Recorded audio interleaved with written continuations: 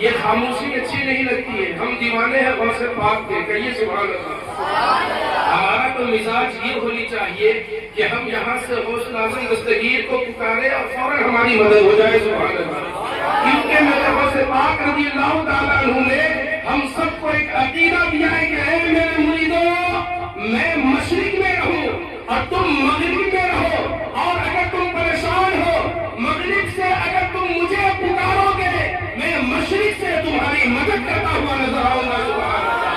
اعلیٰ حضرت فرماتے ہیں کیا دبے جس پہ حمایت کا ہو، پنجہ تیرا شیر کو خطرے میں لاتا نہیں، کتا تیرا، سبحان اللہ۔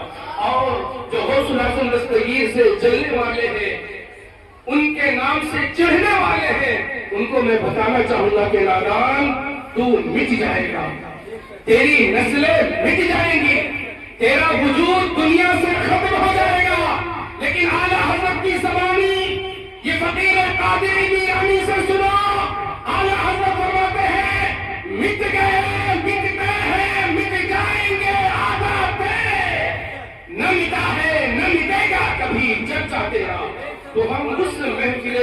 غوث پہ بیٹھے ہیں کہ اس محفل کو مٹانے کی لاکھ کوشش کی گئی، لیکن میرے غوث اعظم دستگیر جب اس محفل کی شان ہے، آن ہے، بان ہے، تو بھلا اس کو کون مٹا سکتا ہے؟ جو آنکھ دکھائے گا اس کی آنکھیں نکال لی جائے گی، جو ہاتھ اٹھائے گا اس کے ہاتھ کو توڑ دیا جائے گا، جو قدم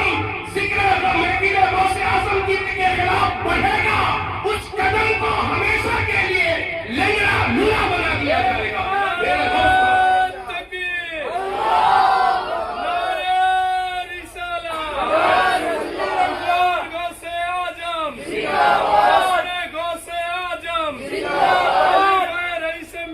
دوست سید ذاکر حسین بابا